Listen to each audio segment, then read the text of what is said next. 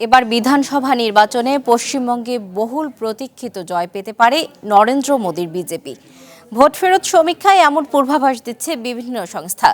মমতা বন্দ্যোপাধ্যায়কে সরিয়ে নির্বাচনে বিজেপি 192টি আসন পাবে বলে দাবি করা হচ্ছে, আর তৃণমূল 89 থেকে 111টি আসন পেতে পারে। পশ্চিমবঙ্গের 294টি আসনের মধ্যে সরকার গঠন করতে 148টি আসন প্রয়োজন। এদিকে বুধবার শেষ দফা ভোটের পর বৃহস্পতিবার থেকে উত্তপ্ত কলকাতার বেশ কয়েকটি কেন্দ্র।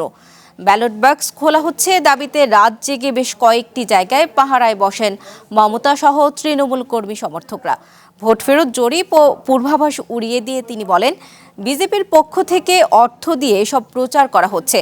জয় নিয়ে শতভাগ আত্মবিশ্বাসী বলেও জানান মমতা।